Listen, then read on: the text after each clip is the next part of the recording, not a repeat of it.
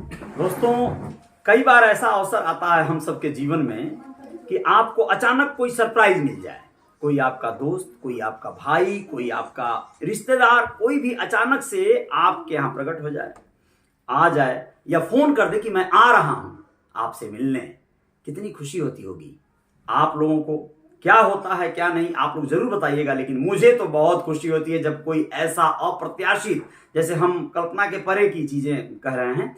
कई बार हम यहाँ पे जैसे सोचते रहते हैं, यार मुंबई कितना अच्छा है, यार यहाँ पे ठंडी लग रही है, यहाँ पे बहुत ज्यादा परेशानी हो रही है, मुंबई बड़ा मजेदार है। और अचानक से मुंबई के कोई साथी, कोई अपने गार्जियन जैसे लोगों का आगमन हो जाए तो मजा आ जाएगा ना। नमस्ते, अजय साहनी स्टार हूं और रियल रिपोर्टर न्यूज आपका पेज है। आप सभी का स्वागत करता हूं यहाँ पे। और रियल रिपोर्टर न्यूज स्टार आप सभी का यूट्यूब चैनल है, वहां भी जय जयकार होती रहती है।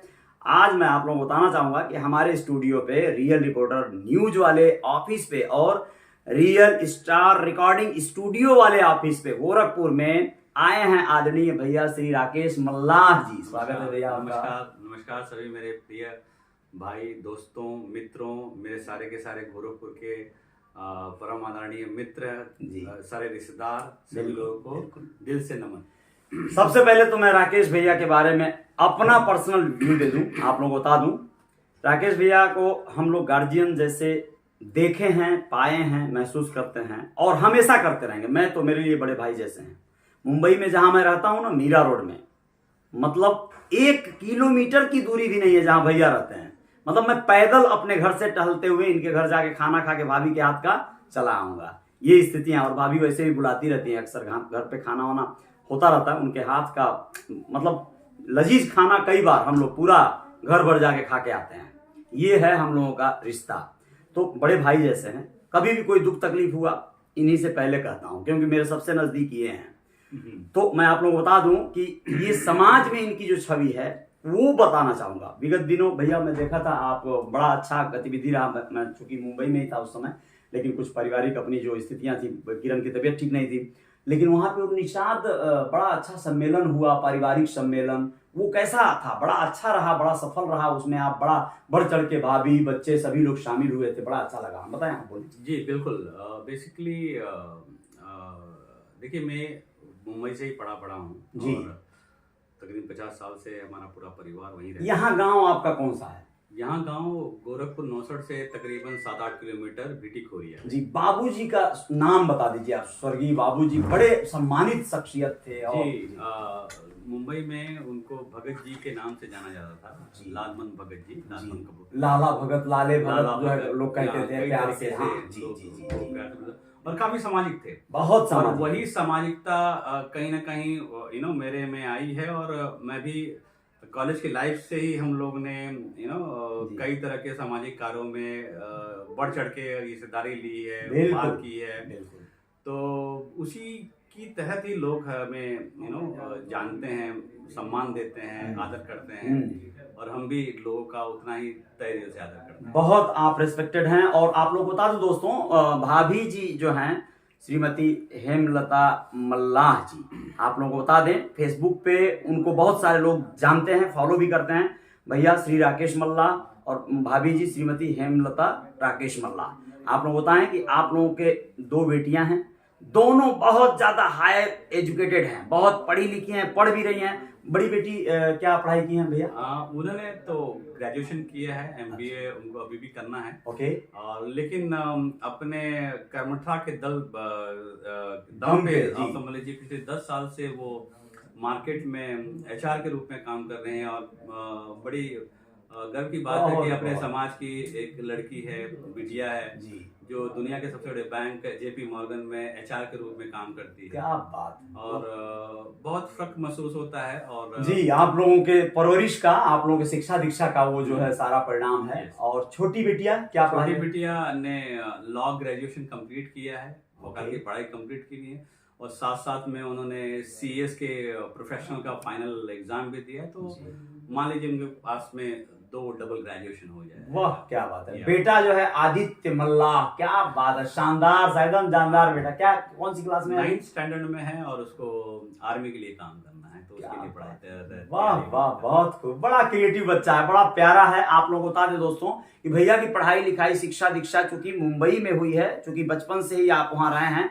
और जब ये फ्लुएंट मतलब इंग्लिश में बात करते हैं, किसी भी सब्जेक्ट पे किसी भी विषय पे आप इनसे डिबेट करें या तर्क करें, तथ्यों को खंगालें, तो ऐसा महसूस होता है कि वाकई एक ऐसी शख्सियत हम सबके बीच में है जो किसी भी विषय की तह तक जाकर बहुत सारे अलग तरह के मंथन कर सकते हैं। इनकी क्षमता जो है वो बड़ी अद्भुत है, बहुत शानदार है। सामाजिक प्रतिष्ठा आप लोगों को बता दें इस लेवल की है कि समाज के बड़े से बड़े राजनयिक या राजनीतिक पार्टियों के कई एक ऐसे पदाधिकारीगण जब मुंबई पहुंचते हैं तो कोई ऐसा खासकर निषाद समाज से जुड़ा हुआ कोई ऐसी शख्सियत नहीं होगा जो राजनीति या समाज सेवा से बिलोंग करता हो और श्री राकेश मल्लाह जी को न जानता हो।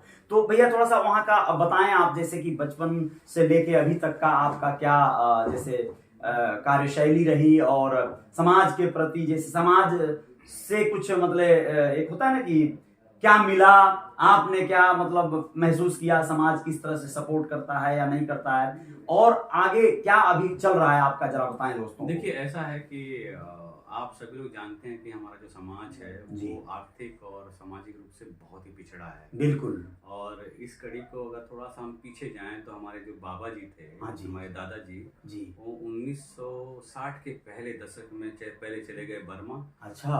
और बर्मा से वहां से वो आए कलकत्ता। अच्छा। फिर कलकत्ता से आए मुंबई।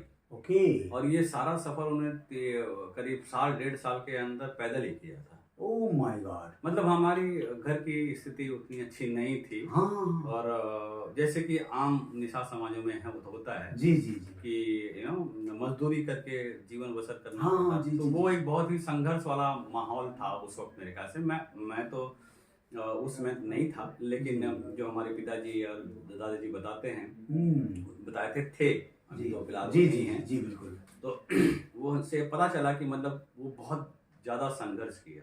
हाँ। और उसी का नतीजा हुआ कि मतलब अपना निषाद समाज गोरखपुर और पूर्वांचल की धरती से जी स्थापित हुआ और आर्थिक प्रगति पाने के लिए जुझारूपन से वो या तो कलकत्ता गया, या तो दिल्ली गया, या तो मुंबई गया, मद्रास गया। क्या बात है। और फिर उन्होंने जो हमारी पहली पीढ़ी थी उन्होंने बहुत वहां पर संघर्ष किया है।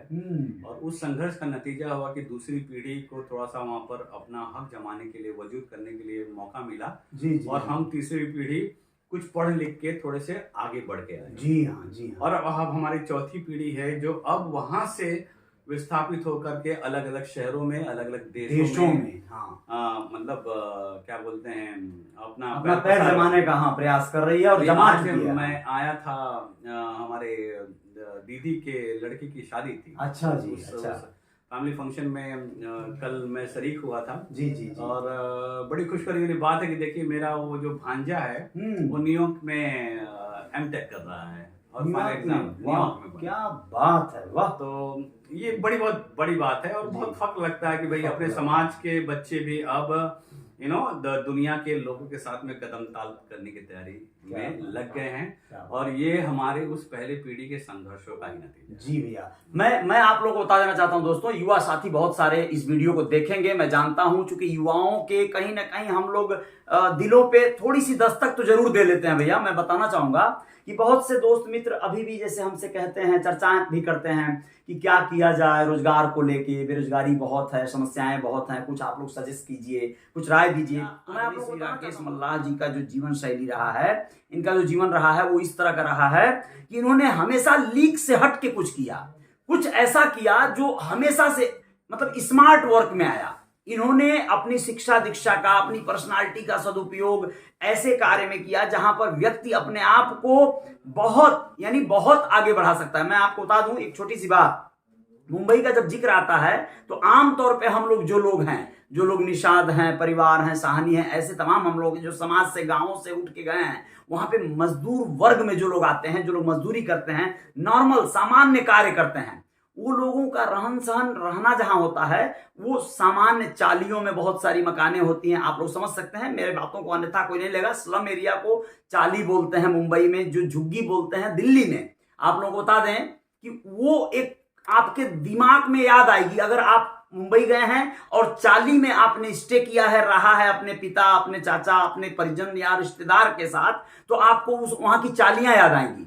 लेकिन भैया का जो वहां पे लाइफ स्टाइल है, जो इनकी जीवन शैली है, आप लोग बताएं, इनकी पॉजिटिव सोच, सकारात्मक सोच के चलते, इनका जो क्रिएटिव काम है उसके चलते, भाई साहब 1 करोड़ रुपए के से ज्यादा कीमत के फ्लैट में रहते हैं आप। 3 BHK मीरा रोड में घर है। ये कोई औकात बताने वाली बात नहीं, बस इतनी बात बताना जरूरी समझता हूं कि लाइफ स्टाइल वो जो यहाँ पे बड़े बड़े तुर्रम जो है ना होटलों में जो फील करते होंगे ना जाके हजारों रुपए खर्च करके, वो आमतौर पे अपने हॉल में, ड्राइंग रूम में बैठकर हम लोग भैया खास करके फील करते हैं। बहुत आलीशान और शानदार घर में रहते हैं। तो ये इनका अपना जीवन शैली है। तो कहने का मतलब यह है कि आप लोगों के जीवन में ये बदलाव कैसे आएगा, थोड़ा सा भैया इस पे प्रकाश डालें कि बच्चों को क्या करना चाहिए, जो आज की युवा पीढ़ी है उसे किस तरह के डिसीजन लेने चाहिए। देखिए, मैं सिंस इंजीनियरिंग बैकग्राउंड से रहा हूँ, पढ़ाई लिखाई मेरी 92 में ग्रेजुएशन में, तो मेरा डिप्लोमा हुआ इंटीरियर डिजाइनिंग में। पिछले 30 साल से मैं प्रोजेक्ट मैनेजमेंट और सिविल के कामों में है।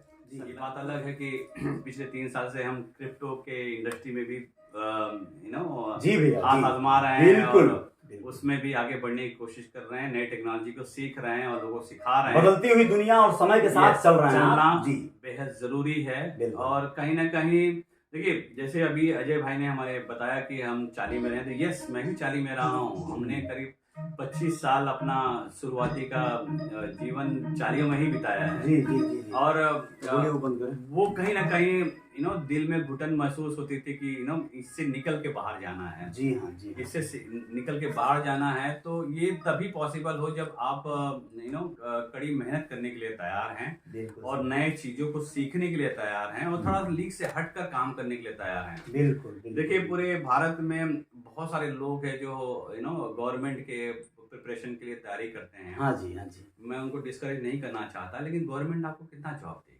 ठीक है, मुश्किल से 2.5 से 3% आबादी को ही गवर्नमेंट टेक केयर कर सकती है। जी हाँ, जी हाँ। करोड़ों आवेदन निकलते हैं, 60-70 हजार लोग ही सालाना उस तरह की चीजों को पा पाते हैं। जी। तो कोशिश हमारी ये होनी चाहिए, थोड़ी सी लीक से हट करके आपको अपने जो भी जमा पूंजी हो, जो भी धन हो, उससे बिजनेस की तैयारी करें आप। हाँ, बिजनेस की तैयारी करें, छोटा सा कुछ भी काम करें जी। आप यूट्यूबर बन जाएं, आप कुछ भी बन जाएं। हाँ जी, हाँ जी। लेकिन सवाल ये है कि आप लीक से हटकर काम करें। बहुत सारे ऐसे अभी नए फील्ड में काम हैं, जैसे आप क्रिएटिव कुछ काम कर सकते हैं, आप वीडियो एडिटिंग कर सकते हैं जी, सॉन्ग एडिटिंग कर सकते हैं, आप ग्राफिक डिजाइनर बन सकते हैं। बिल्कुल।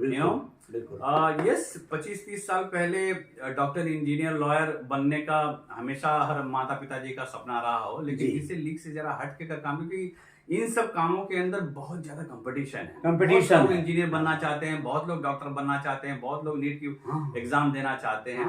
बुराई नहीं है, लेकिन उसमें आपको टफ कंपटीशन मिलेगा।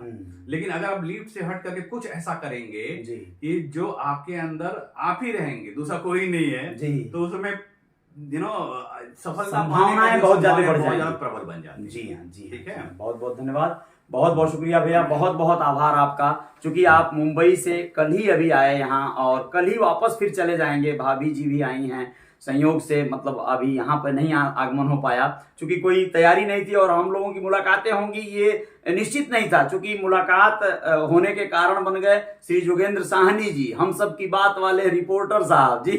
भैया से मुलाकात हुई तो उन्होंने जो है कहीं ना कहीं याद दिलाया इनको कि अजय भाई भी यहीं पर हैं और बात कराए भैया से। तो मैंने बुलाया, आमंत्रित किया और आप आए भैया, इसके लिए आपका आभारी और बहुत बहुत स्वागत है। और बहुत सारे विषयों पे बहुत सारी बातें हैं, ये तो चलता रहेगा।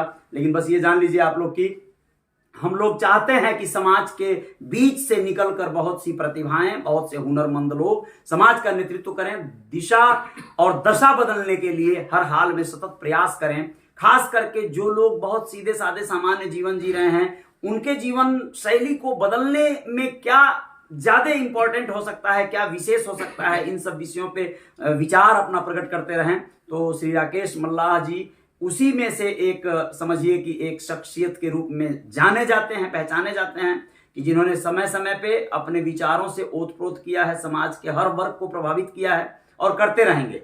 तो बहुत बड़ी बात है, आप लोग देख रहे थे रियल रिपोर्टर न्यूज, और आप लोगों को बहुत बहुत धन्यवाद देना चाहूंगा और बहुत सारी शुभकामनाएं देना चाहूंगा। जय जयकार जारी रहेगी। मिलते हैं कुछ और खबरों और बातों के साथ। जय हिंद, जय भारत। अपना ख्याल रखिएगा आप लोग। जय भारत। जय निषाद राज। बहुत बहुत शुक्रिया।